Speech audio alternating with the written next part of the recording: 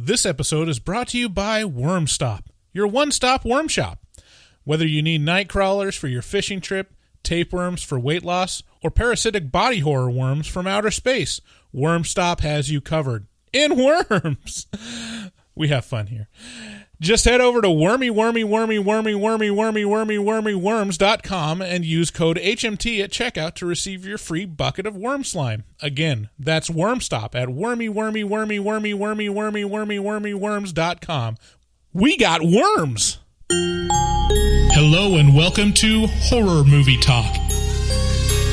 An opinionated and accidentally funny horror movie review show. Go, go, go, go, go, go, go, go, go, go.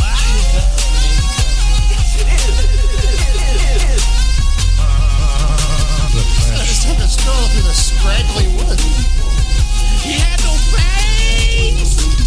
Horror! Sabrina, don't just stare at it, eat it. New theatrical releases always get priority. But we also review older horror movies, both good and horrible.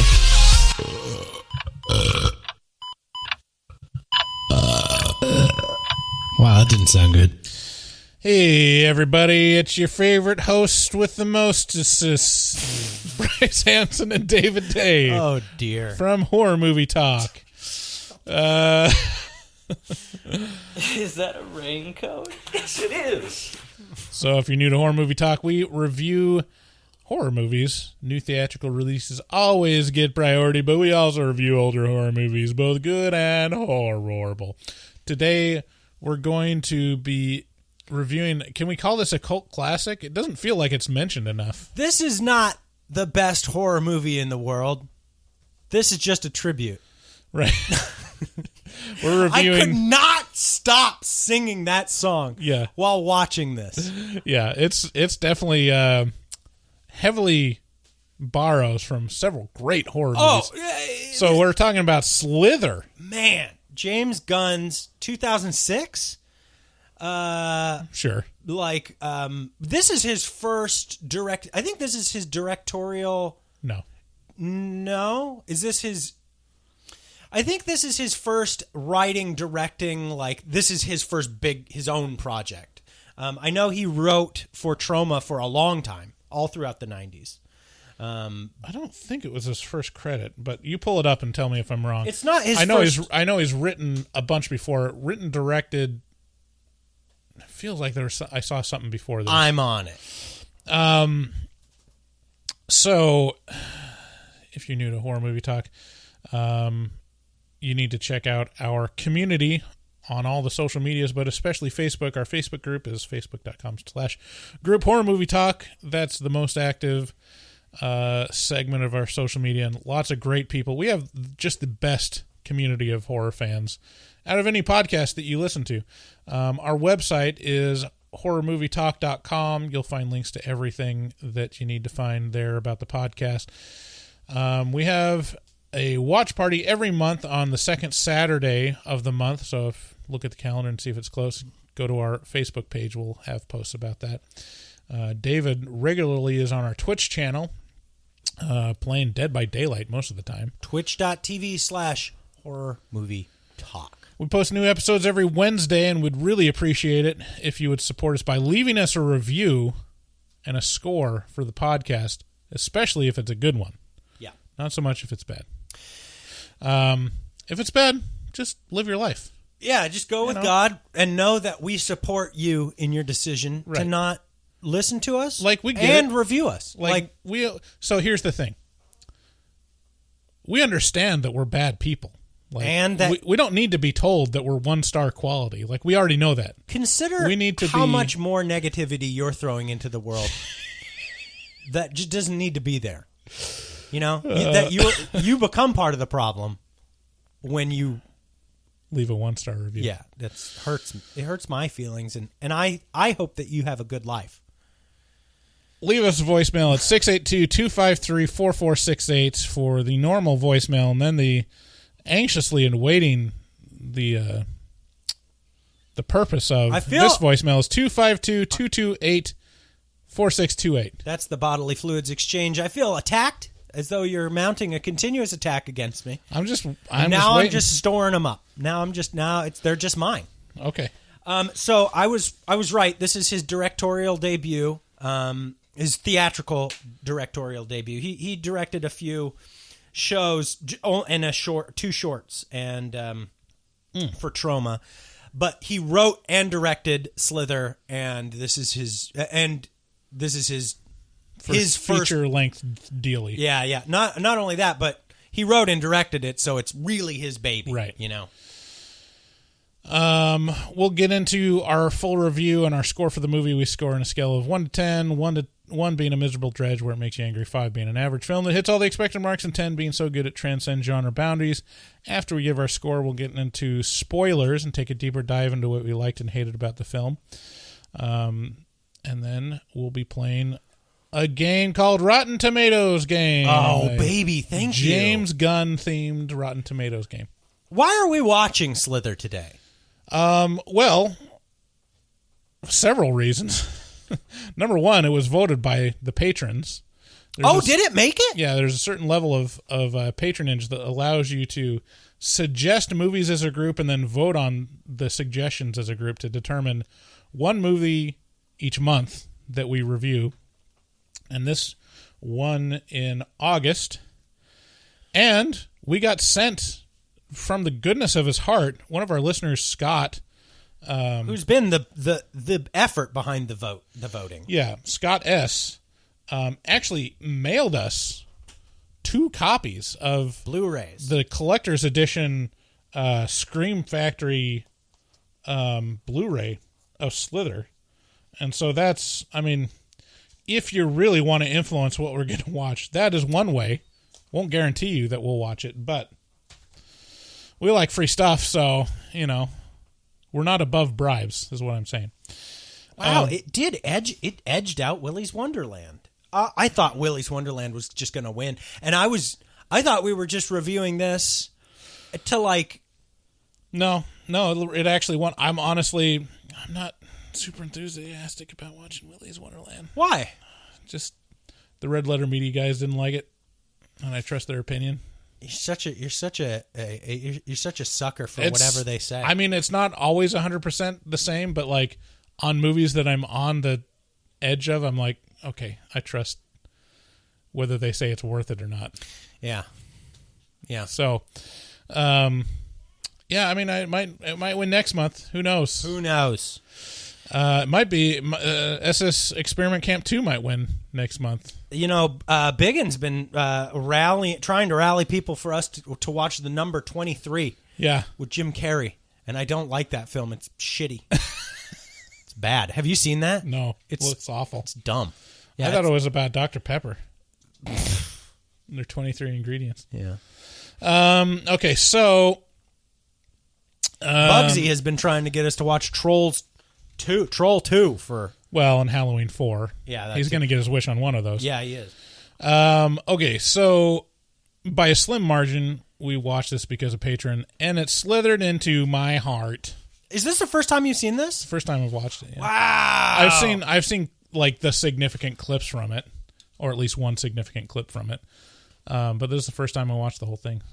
Yeah. Here is the trailer.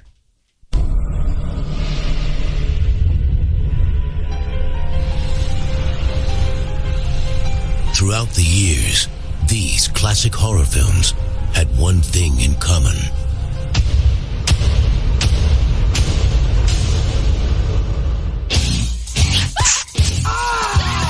From Universal Pictures comes a film so shocking. We've got a real problem here. So disgusting. Don't let him in your mouth! It will change the face of horror. They're doing things to people, turning them into some kind of monsters.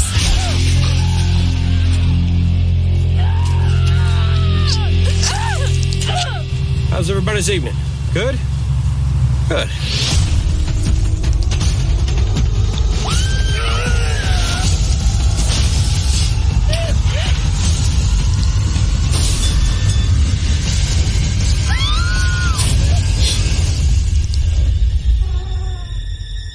Something's wrong with me.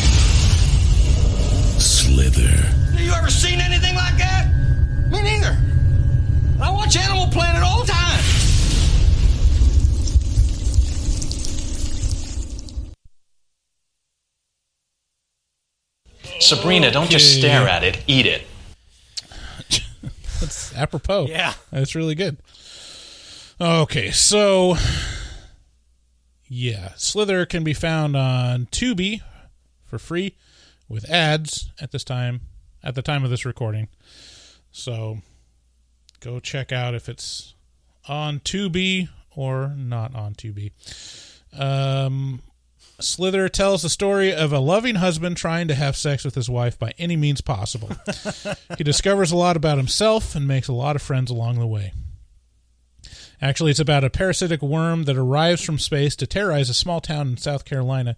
The worm inserts itself into a sexually frustrated local businessman and multiplies until it takes over most of the townspeople. Along the way, a ragtag group of townspeople join together to fight back against the slithering invasion. You know, Michael Rooker was just... I guess you could say I just want to have a meaningful relationship with someone special. He's just looking for a meaningful relationship. Right. Slither is written and directed by James Gunn before he got canceled, then uncanceled by Disney. His style... It's funny how you can't cancel talent. You know? It's like, oh, wow, he's just tremendously talented.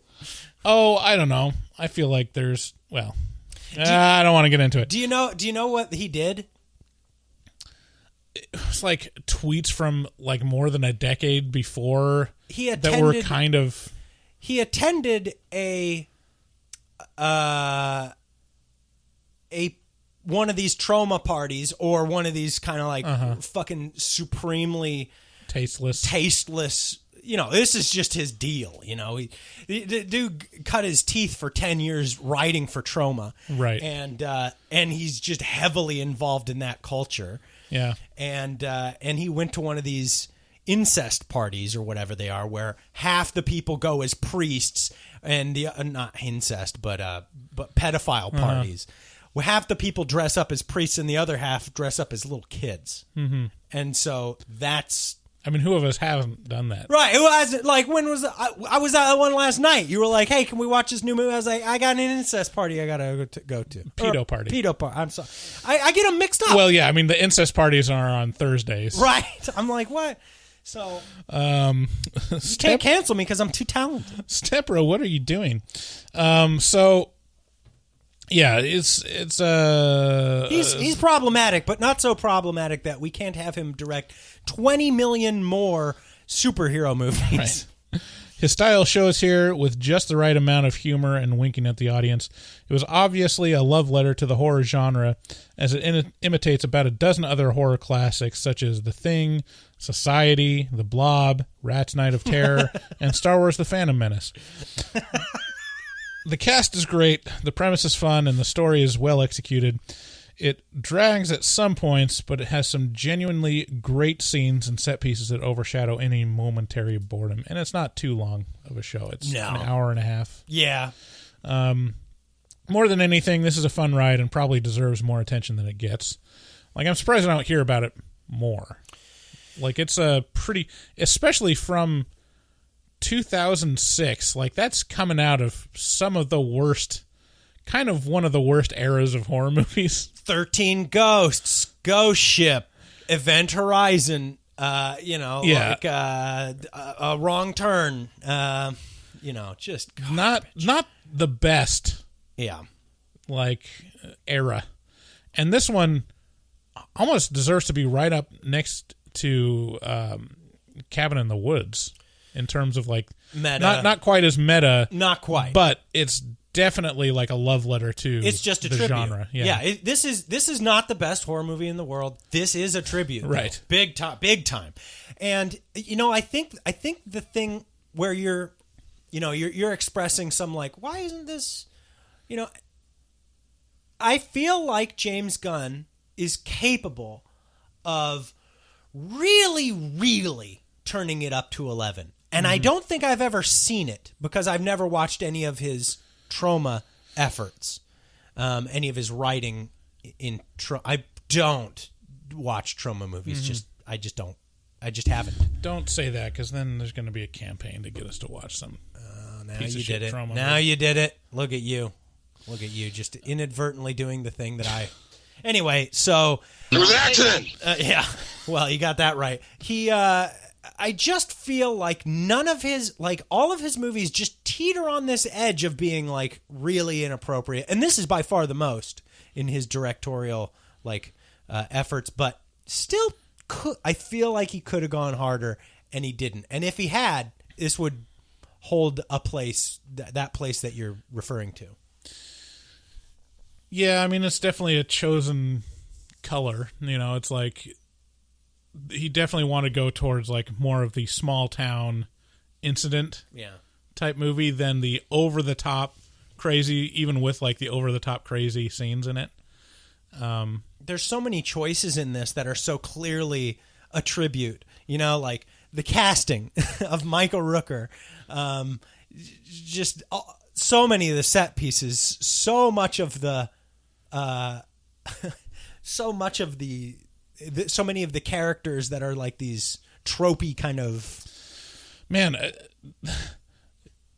I feel like James Gunn has like a cast that he just loves, because there's a couple people that are in a lot of his movies. Michael Rooker is in this and all the Guardians movies. Yeah, I guess so. Nathan Fillion was in this and like the PG porn shorts that he did, and most recently in the Suicide Squad movie, Nathan Fillion was in that. Nathan Fillion was in that. Yeah. Nathan Fillion is one of these guys who gets so much love. Oh, did you know? He's very lovable. Did you know that James Gunn has an uncredited writing credit? Yeah, I was going to get to that 13 in the spoilers. Ghosts. Yeah. Woo. So probably any of the jokes that landed, he probably had a hand in it. Right. Whoever wrote the main bulk of 13 Ghosts, I don't trust to actually know how to write a joke, in my opinion. So I think it's a great movie. I give it a score of 7 out of 10. Didn't blow me away, but it's definitely a you should see the movie kind of movie. Yeah, this is right on the money. Same for me, about a 7. It's I remember watching it the first time and being like, God damn, like a few of these parts are just so nasty, that you just can't help but just recoil and be like, oh wow. Yeah. But so much of the rest of it is like comfy filler, like just like, small town nostalgia feels that it doesn't really try to be huge. And as a result, it's a tribute, like it just feels like a tribute to a lot of the best horror movies ever made. So yeah, 7. It's also stands as a tribute to a lot of great horror films and pray tell occult themes and death metal and alternative music. Our sponsor, Night Channels. Oh, Night Channels. Nightchannels.com. It's a website where you can find some of the coolest tees and hoodies of designs that you're not going to see anywhere else, especially for horror movie fans. There's just a lot of really great and some really obscure deep cut designs that you're going to find there and nowhere else. And like I said before, like they just started carrying like a kind of higher quality t-shirt level. So if you want something, a little softer to rub against your nips, you can upgrade to their whatever it's called. It's some sort of canvas material. And then they got red. They got all the colors: red, black, green, blue. They probably have yellow and white. And lots of different options. And for a big guy like me, I like that they have extended sizes, and it's very affordable.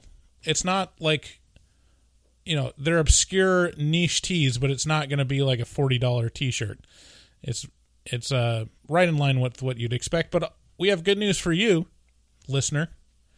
If you use code HMT at checkout, that's HMT for Horror Movie Talk at checkout, you get 13% off your entire order. It's crazy. And you mentioned a big part of this movie tribute is to Society, the 1987-88 movie that just has a fucking bonkers ending.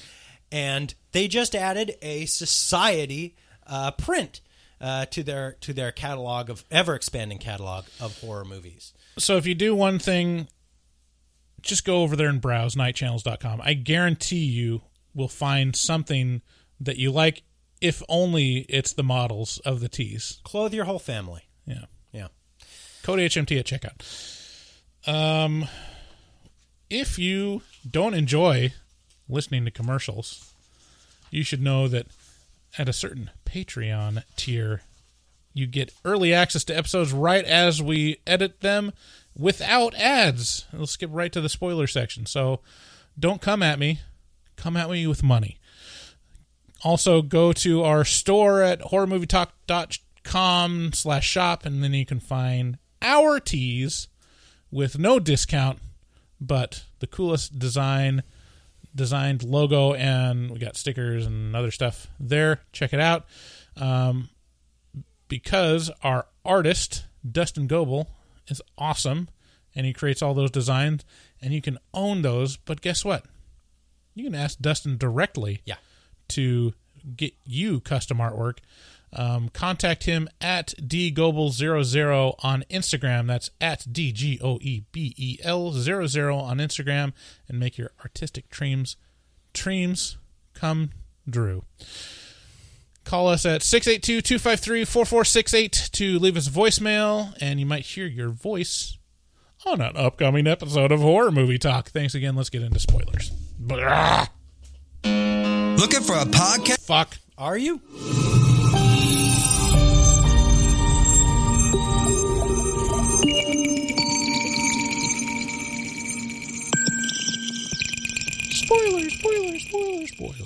Spoiler. I drank too much coffee, and I didn't drink any coffee. I am tripping balls. Really? I am having palpitations. Whew. I'm gonna have to get some after this episode, between the afterpod. James Gunn. Okay, so you mentioned some of the things that I already wanted to talk about. He wrote Dawn of the Dead, the remake. Yeah, the 2004. If they have remake. a good person, sorry, he is an uncredited additional writer for 13 Ghosts, and is like the superhero movie par excellence for like the last decade. So writing the Guardians of the Galaxy movies and the upcoming third one, these are like, honestly, out of all the Marvel movies, the Guardians are some of the most beloved. Oh, like, yeah. And they're great. Yeah, and let's not forget the way he segued into superhero movies with Super. Right. Which is a comic book adaptation that he wrote. He wrote the adaptation. Came from a comic book.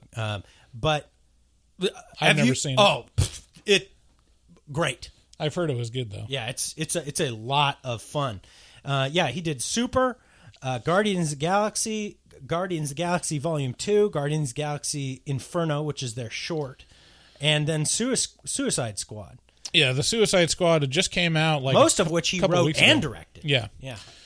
The Suicide Squad is like, I mean, I did not like the first Suicide Squad. And James Gunn... Well, he didn't have anything to do with the first one. No, I know. Like, James Gunn version of it, you can stand it up, like, against each other, and you're like, oh, this is the good one. Right. Because James Gunn wrote it and directed it. Yeah.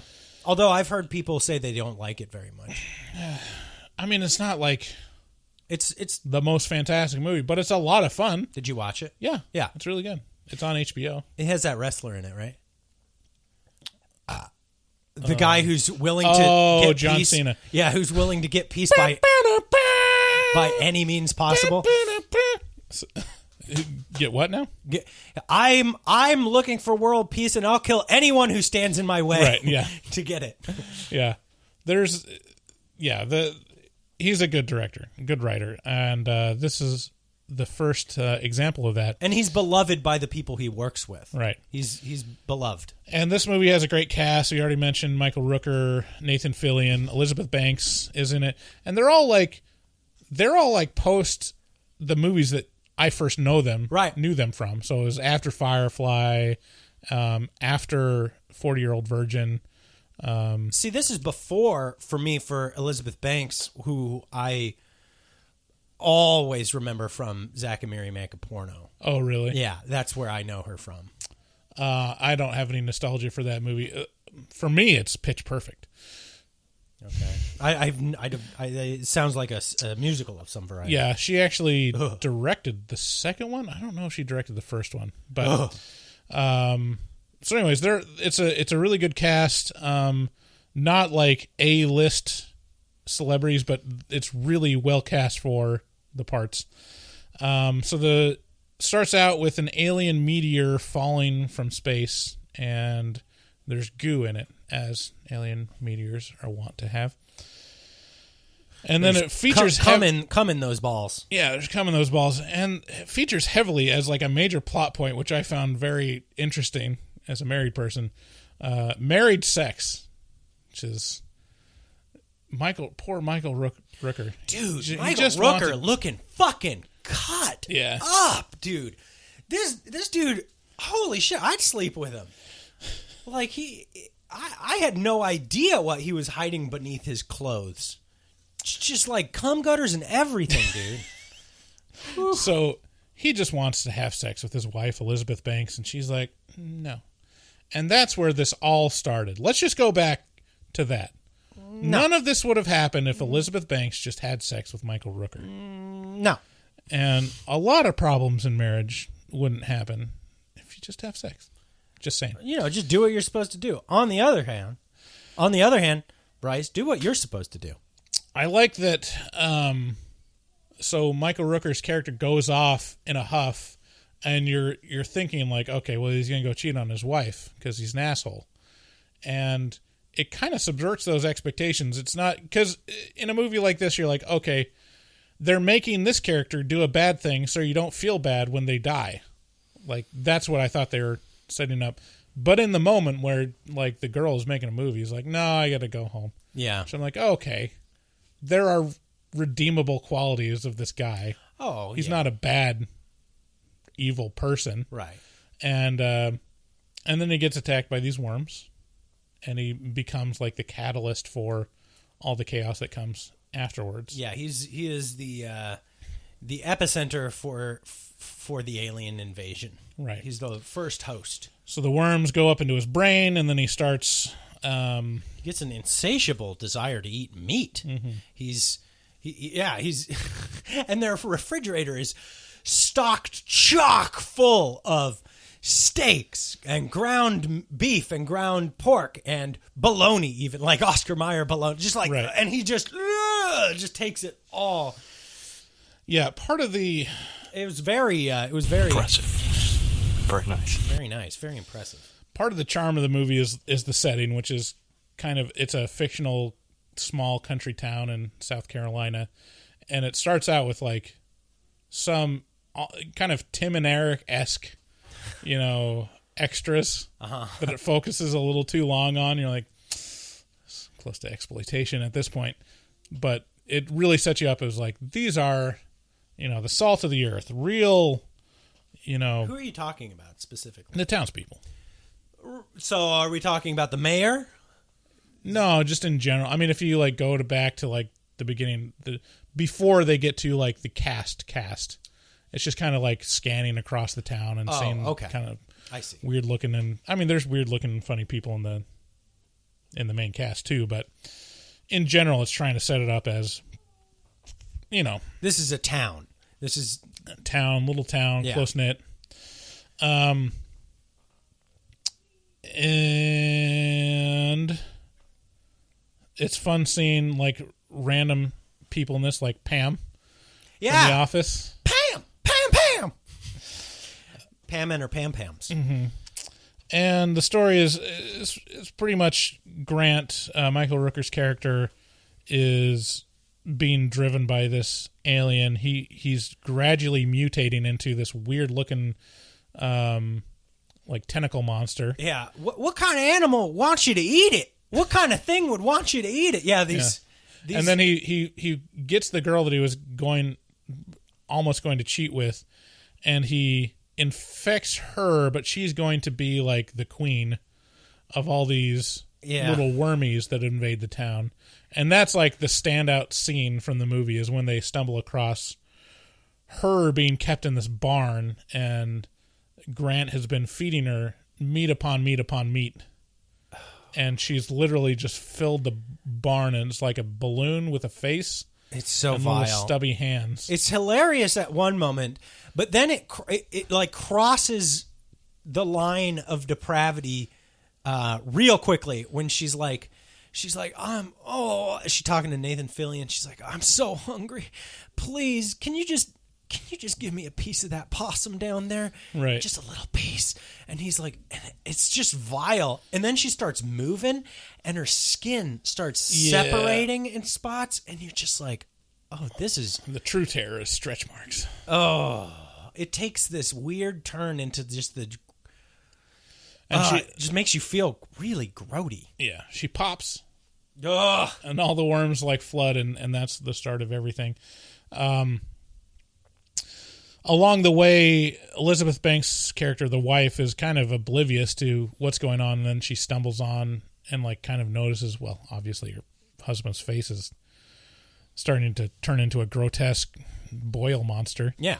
But also she stumbles into this basement that he had locked off, and turns out it's completely filled with rotting animal carcasses, like all the lost dogs and cats that have been gone in the town.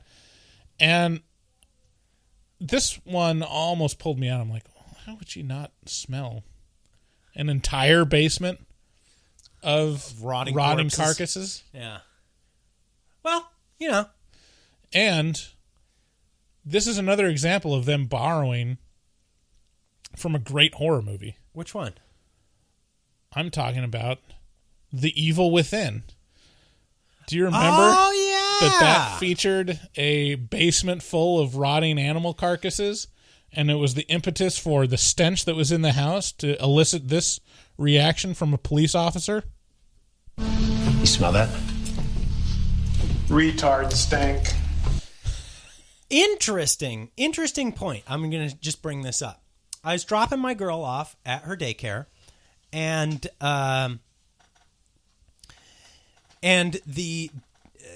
the woman who watches my child introduced me to another father who was there dropping his child off. And she's like, oh, you are both writers. You should talk.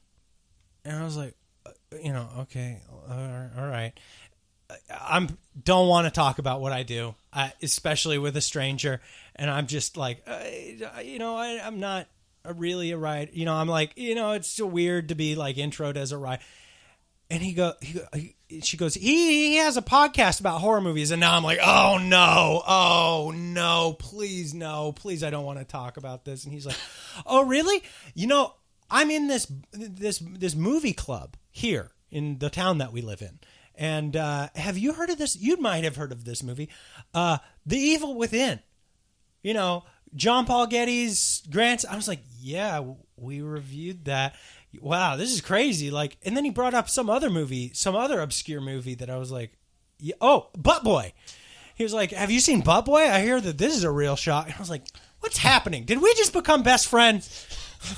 It was very strange because he pulls out two of the deepest cut movies that we've that's done. Wow, that's obscure. I almost wonder if he was listening to the show. I felt seen. I'm like, wait a minute. I felt seen big time.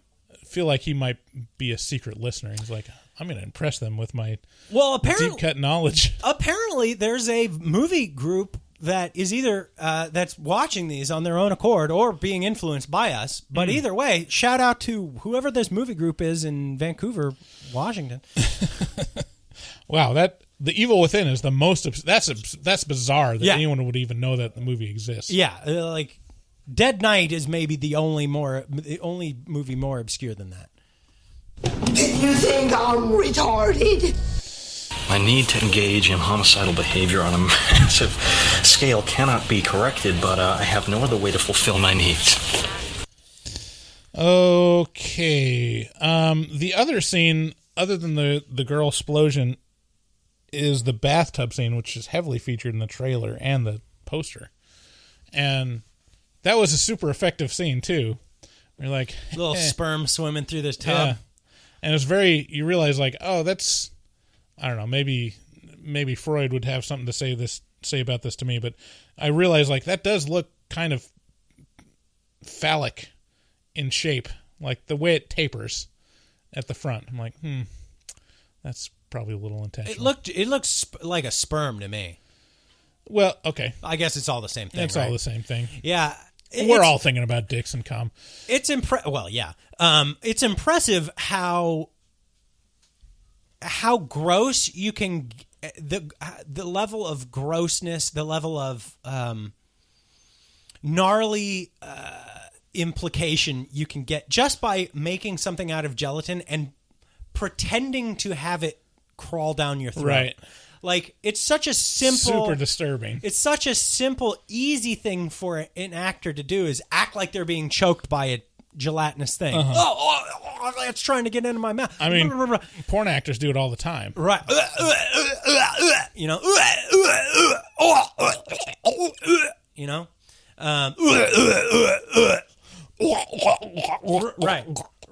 Right. Let's go on for 10 more minutes imitating deep throating. Thick. And so, but the level of it's a pretty low barrier to entry to do that. You know, it didn't cost a lot, but it's every time one of these things jumps into somebody's mouth, I'm like, ugh. It kind of makes me want to throw up right now. And then her running away from all the worms. I really liked the shot with her in the SUV with like the worms covering it, and you see like the shadows cover her in that SUV. I thought that was like a really great shot. Yeah, it's a great shot, and I like a lot of what Gunn does. He and you feel the trauma seeping through. Specifically in that bathtub scene. Before that bathtub scene, he sets up this family, right? As like this super wholesome family. Hey, girls, time to go to bed. Oh, Mom, can I read just one more page of my book? No, sweetie, you know what tomorrow is. I know, Mom, it's family fun day. Okay, go to sleep. And their older sister's in that bathtub. And then she's getting choked out by a sperm. Mm-hmm. And then she runs into the room where her sisters are asleep, you know, getting ready for family fun day tomorrow, and they're fucking dead. And it's just like such a like wholesome to totally gnarlied out juxtaposition that that you feel that like that weird trauma gross vibe. Yeah. There's lots of great little moments in this movie. One of my favorite was the Mr. Pibb moment. With the mayor in the car, and he like checks the cooler, and he's like, God damn it, your secretary didn't leave my Mr. Pibb. It's the only soda I like. He calls it a Coke. The only Coke I like. And he's like, my town overrun with aliens and meteors and people turning into tentacle monsters, and I don't got my fucking Mr. Pibb. And Fillion's like, God damn it, what? Are you serious right now? I mean, who hasn't felt that, though? Yeah, it's a good point. It's like, how much more can go wrong? Uh-huh. But it brings up like that specifically when he called the soda Coke. Yeah. It's the only kind of Coke I drink. This is a thing. If you're not familiar, if you're from outside of the country, you can tell where somebody's from if you're familiar with the dialect they use to refer to soft drinks. Mm-hmm. Some people say soft drinks, some say soda, some say Coke. Some say Coke for as a soft drink. Right. That just covers everything. And others people say pop. Pop. What do you call them? I think I say soda. I used to say pop a lot, though. I say soda. I think we're in like the kind of gray area with this. I think soda and pop are pretty close, neck and neck in this area. We're in the soda belt. I have. It's been ages since I've had a soft drink or soda. And I don't see many people drinking them as much anymore around here. Yeah, around these parts. I love that. Like one of the main themes is the lengths that this guy will go to fuck his wife. Like he's got the entire town infected, and at one point, like they capture Elizabeth Banks. And instead of infecting her, they like lay her down on bed, clean her up gently, wipe the worm goop off of her, dress her in a really nice slip. Yeah. Which, can I just say, underappreciated how hot slips are? Yeah. Just like, it doesn't take much. No. Just drape something over those nice curves. Yeah. Hey, baby. And it's all so that even as a tentacle monster that has resorbed half of a town of people, become a singular entity, a consciousness, Grant really just wants one last lay. Yeah, he's like, it's pretty thick. And he doesn't get it. I love the other moment is the grenade fake out. Yeah. This is one of those moments where it's like, I can't remember what the famous playwright or whatever, where he says like, if you have a gun on the mantle in the first act, it has to be shot by the third act, Right. Like something has to happen with the item that's powerful. And like in the first act, they are gathering their guns and there's this lone grenade in the cabinet. Hey, They're boss, like, we gonna get to use that grenade yet? He's like, no, not yet. No.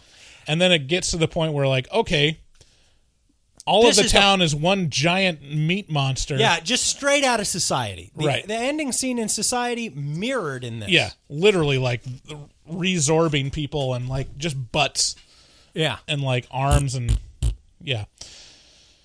And it all also looks like they're all vaguely coming at the same time. Yeah, they're all making cum sounds. Yeah. Oh, I'm sorry. Oh.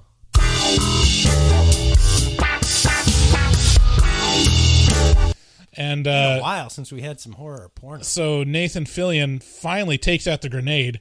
He's like, "Oh, well, this is going to be the beginning," and then it tumbles into the pool and explodes in the pool. It's just such a great fake out, and it ends up being used in the same way that it was originally intended to be used, as it's something to be dropped into the water. They confiscated it. Right.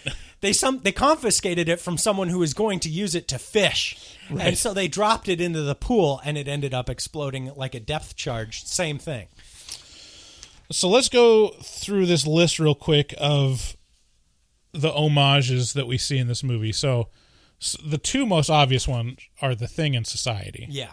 Like The Thing is very much like the same thing. It's like infected entity turning people into monsters. Right. Body horror Is monsters. somebody, are they, who's really the thing? Who's not? Right. Who's... And then Society, the ending was literally just the same thing. It's so gross. Zombie movies in general, just like take your pick. Oh, yeah. Of just like the infected town kind of wandering towards people. Such a cool concept, too. Like, such a cool spin on the normal zombie movie, because all of these things have a hive mind. Michael Rooker is the, what do you call it? The patient zero of the whole thing. And so they all kind of, anybody who's infected with these worms, they all have a hive mind. And just a cool aside, like the backstory to all these worms is like they go and invade planets, and they do this on a galactic scale, Yeah. And if you get one of these, you're going to have visions of all the other Yeah, you're going to have all the memories of all the... It's basically the Borg. Right, of all the other societies that they've conquered. Yeah. And so they get these weird aliens imagery in their mind, flashing through their mind, memories from conquering previous civilizations. But the zombie people all move as like a flock. Because they have a hive mind. Right. So if they see you, if one of them sees you, you've just been seen by the whole hive. Kind of cool. Yeah. Cool, different take on zombies. Other movies, I haven't seen The Blob, but I think a big part of this is like it's in a small town. I think The Blob kind of takes place in a small town. Yeah. Rats, I mentioned. I'm interested It's in actually Night of Terror? Yeah, Night of Terror, mostly just because there's things on the ground crawling at you. Sure. There's got to be other examples, but I couldn't think of any other than rats. Like, what's a good example of like little tiny creatures swarming? Ghoulies. Yeah. It's okay. Let me. Arachnophobia. Yeah. Bingo. There you go. Yeah. And then finally, Star Wars: The Phantom Menace. Now this I'm interested in. Go ahead. Because at the end, when Anakin blows up the control ship, all of the droids fall down.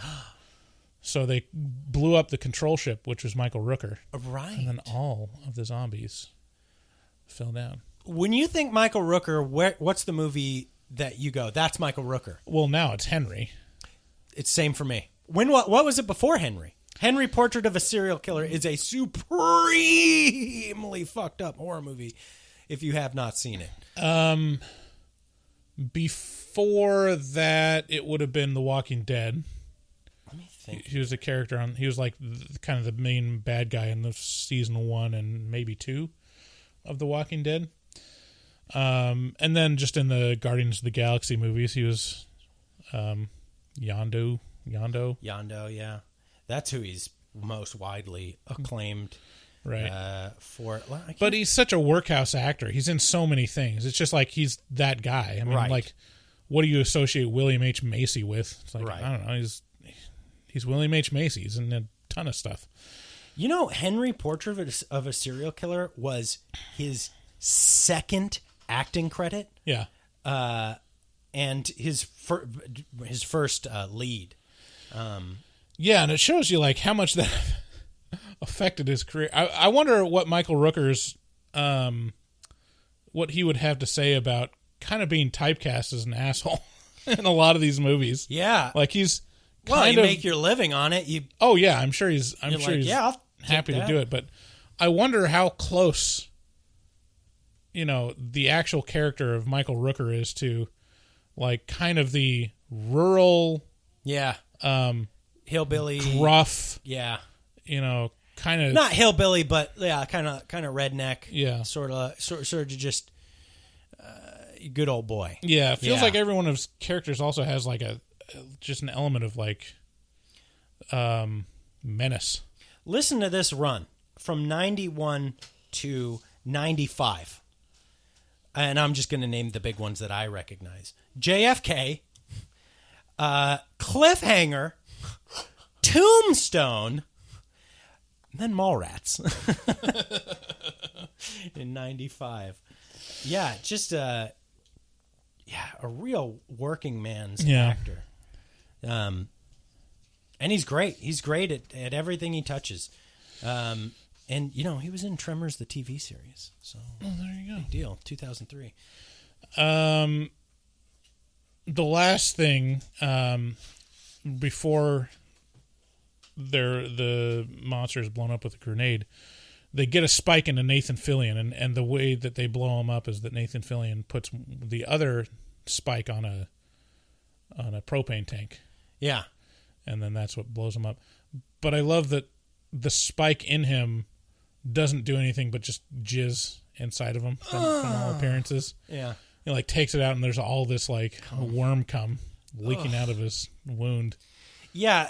This movie is a lot of like dick and fart jokes. Right. Like just brimming with cum.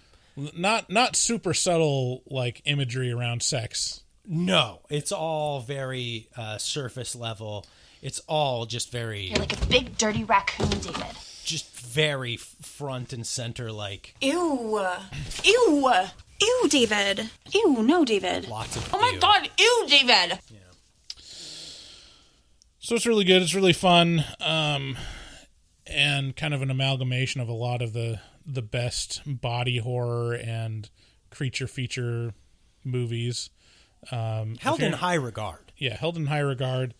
I just never see it on lists. I never see it on like our horror. People mention it. Yeah. I see it much, much worse. Dude, after we watched 13 Ghosts, good Lord, there was like 3 posts on our horror about how great 13 Ghosts was. I got to release that soon because it's real timely because of HBO. It's just come out on HBO, so everybody watched it. Right. It got that front card display. It got a front. It was like front and center. Hey, here's what's new on HBO, and it got like the title card. I feel like I'm gaslit because all these people say that they love it with a passion. I'm like, how? Well, this is why we're able to have a bit on this show called Like, I grew up. Bad Reviews for Good Movies. I grew up in that time. Like, that was my time that I was a teenager where you like bad things. And if you had watched that, maybe you'd have been one of them. I would have hated it. Yeah, you would have. Yeah. Because I watched, like, was it The Haunting? The Liam Neeson one? Yeah. That was trash. Like, I saw movies exactly like this, and I was like, these are bad. Bad movies. Ew. Anyways. Okay, let's move on. Okay, so final recommendations. Who should see this? I mean, you know, this is a sit at home on a cold night with a cup of cocoa and just have fun with it, you know? There you go. This is a big time, just feel good / gross out. Yeah. Goofy, silly, fun. I feel like this would be a good transition movie for someone that's started getting convinced to watch horror movies and are like in the fun horror comedy. Right. And then this could transition them into accepting more extreme stuff. Yeah. Because it's fun.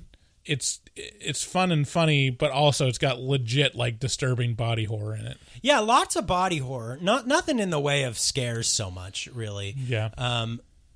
Your next step, this gave birth to Cabin in the Woods, right? So like your next step in both seriousness and meta commentary is Cabin in the Woods. See, I think that would come before this. Like, that's a pretty general. Like, I feel like anyone could watch Cabin in the Woods. Oh, really? Just like off the street. Huh. Not being into horror. I feel the opposite about it. I feel this comes first and then that, because I feel like Cabin in the Woods potentially wouldn't exist without this so much. That's fair. But anyway, either way, I think they go hand in hand. Okay, let's move on to our game, the Rotten Tomatoes game. We have James Gunn version. Oh yeah, we do have an intro clip. Do you have it handy? I don't. I don't even have it. I don't think. Let me check. Let me see here.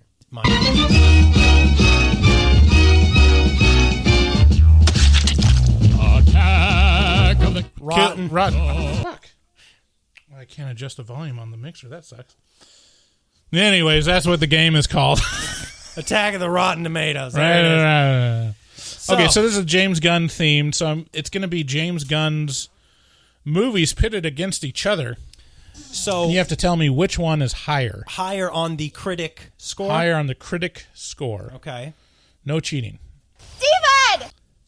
Some of these he just wrote. Some of them he wrote and directed. Okay, so I got to tell you which one scores higher. Right. Okay. Round 1. Okay.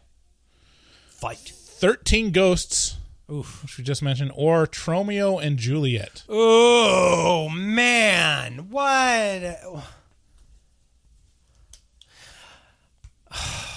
I can't even tell what kind of critic would be reviewing Tromeo and Juliet.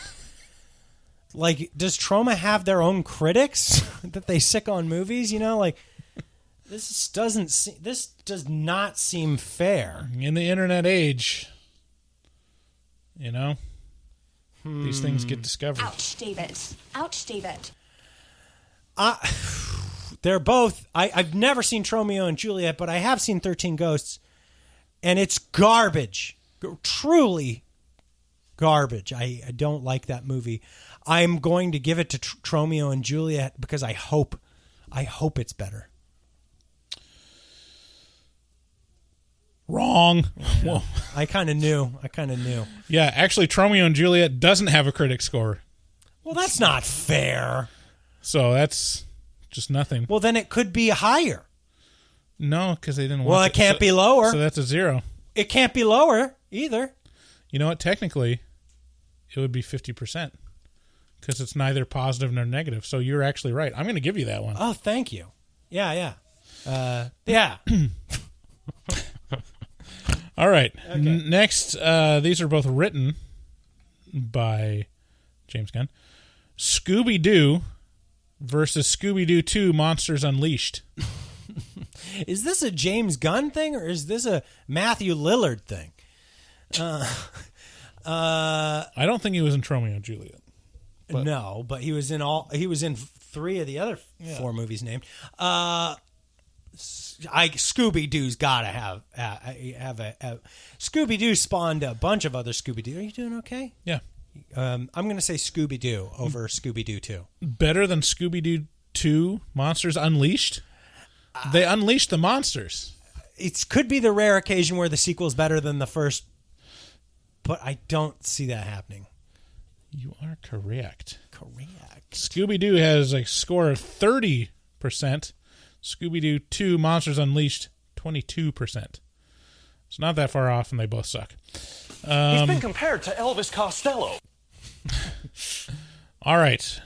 Now we're getting to the good ones. We have Dawn of the Dead. Oh, 2004 remake. Versus The Suicide Squad from this year. Wow, this is tough. One he just wrote.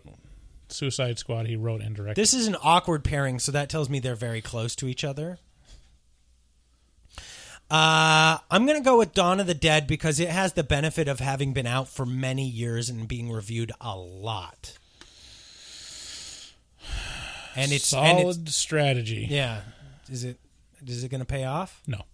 Oh, Dawn are you of the kidding? Dead is 76%. The Suicide Squad is 91% right now. What? I've heard so many bad things. Well, yeah, from stupid, like... Whoa, hey, Bugsy reviewed it very poorly. Snyder cut people. They're like, Zack Snyder, I want on his dick.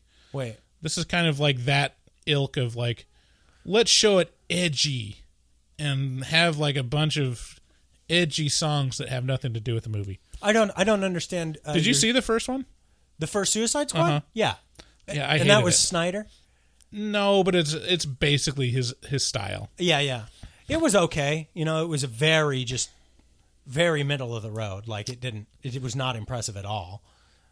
Yeah, I don't think it's horrible, but I don't think it's like even average. There's a lot of stuff where it's like, what? Like this is it felt so underdeveloped. I'm going to be honest with you. It's hard for me to even see anything other than Harley Quinn in that movie. I'm just like, yeah. I only have eyes for you. Tell well, you know. Okay, next is his highest money-making movies. Guardian of the Galaxy versus Guardian of the Galaxy 2. Guardians of the Galaxy. Okay, so 1 and 2. Guardians of the Galaxy was so much fun. Mm-hmm. Guardians Galaxy 2 was so much fun. Yeah. This is what's my I'm 2 for 3 right now. Uh-huh. Oh man. This is tough. This is real tough. You said already that the sequels are worse than the original. Yeah, but I think in this case the sequel is even better than the original. In my opinion, I remember very specifically going to see Guardians 2 with Carrie and walking out being like, I didn't think you could get better than the first on first viewing. They're all very kind of weak movies on second viewing. Uh-huh. Like it's rough, but the first viewing on these was so enjoyable and fun. I'm going to say the second one just because I remember that feeling of being like, wow. Wow. 2 for 2. You are wrong. Oh, dang. Guardians of the Galaxy was 92%. Guardians of the Galaxy 2 was 85%. Pretty close. Pretty close. I don't know why they wouldn't like the second one more than the first one. I don't know. It feels like I like the second one a little better too. I think there's a rule where you have to rate the second one as shittier. Listen, I cannot understand you. It's crazy. You're a fool. I can't cope with the stupid bitching. Understand? Okay, last one, the tiebreaker. Couldn't have planned it better. Is Super versus the Belko Experiment. Do you know what the Belko Experiment is? It's the one where people seem to like it. Like it's the one where I saw the trailer where they get locked into an office building and they have to like kill each other or something, or one person has to be killed every whatever minutes. Oh. See, because I get it mixed up in my mind with Sergeant Bilko. Right, with Steve Martin. No, that's the remake. But sure, that one too. Yeah. The hover tank. Okay, so I did see Super. I didn't see the Belko Experiment. I really had a blast at Super. I can't imagine the Belko Experiment being better or more beloved. So I'm going to say Super. This is the tiebreaker. You are wrong. Oh, darn. I lost. Super is 49%, and the Belko Experiment is 54%. It's very close. So, your compliment was sufficient, Lewis. Both rotten. Both aren't good, apparently. Really? I mean, Maybe I think I'm not remembering this. No, I guess certified fresh is 60%. So they're not rotten per se. Am I thinking about Super? Am I? Is that the movie? Yeah, with Rainn Wilson. No, maybe that wasn't the movie I was... Yeah, Elliot Page. Yeah. And Liv Tyler. Yeah, wow. Kevin Bacon. God damn. Whoo! And Michael Rooker. Woo! And Sean Gunn stars in the movie. Not stars, but he's part of it. Anywho, wow. Cool. Okay, well, I lost, so I hope you all did better. There you go. Thank you so much for joining us on this version of Rotten Tomatoes Game, and thank you for listening in. Please share the podcast with a friend. That's the way we grow, and consider joining our Patreon and supporting us directly with your cash. With your sweet, hot Monet. And we've got some great perks. I don't want to undersell, like, if you like the podcast, like, you get a lot of value from the patron. Oh yeah, especially if you put it up against other Patreon accounts. Like I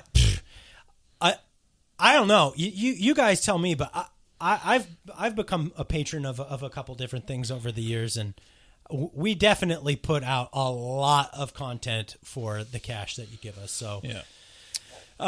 And it goes to support the show. We are hoping to turn this into a venture where we can, one day quit our jobs and support our family. So if you'd like to help us do that, becoming a patron is a great way to do so. And it's just it's like the cost of a cup of coffee once a month. So consider helping us out there. Special thanks to Scott for sending us Blu-ray copies of Slither. And this episode is dedicated to Scott. Yes. Yeah, but by virtue of him like diligently trying for months and finally succeeding on getting us to review Slither. All right, everyone. If you want to leave us a voicemail, the number again is 682-253-4468. See ya. Bye-bye. Bye. We love you. Bye. Looking for a podcast full of burps and gas, perverted cast, skinny and fat? Look no further. Horror Movie Talk is accidentally funny, begs to donate money, fake sponsors for dummies, and so much more. New episodes every hump day. They'll pickle your dickle for foreplay. Patreon members have it your way. Vote for a movie every month for the review. Choppa choppa, don't just stare at it, eat it like a taco. Put your tongue through the phone, hoodie, Picasso. Look at them hot kids, swear not a pedo. Got me too'd with Cosby eating jello. Pudding Pops done gave Bryce flatulence. Drain addict Dave doesn't give a shit. 1 through 10, is it horrible or excellent? Oil me up, daddy, is dinner Robinson. Kiss, Bryce Hansen. Look at them hot kids, Chris Henson. Masturbate with a crucifix, exorcist. Face huggers, chest bursters, alien. Linda Blair peed on Sigourney Weaver. I know it's true cause it came from social media. Patrick Bateman can't understand you. Stab you to death for rotten apple reviews. Opinionated podcaster with a doctorate. Spookology, doctor of philosophy. Bad gastritis, need colostomy. Turn Patreons into human centipedes. David Doobie Day, scare him, no expert. And Goble fucks hard, professional sexpert. Afterpods, taglines, and porno flicks. American Psycho, them guys pretty sick. Choppa choppa, don't just stare at it, eat it like a taco. Put your tongue through the phone, hoodie, Picasso. Look at them hot kids, swear not a pedo. Got me too'd with Cosby eating jello. Pudding Pops done gave Bryce flatulence. Train addict Dave doesn't give a shit. 1 through 10, is it horrible or excellent? Oil me up, daddy, is dinner Rob's. Nothing good happens in the woods.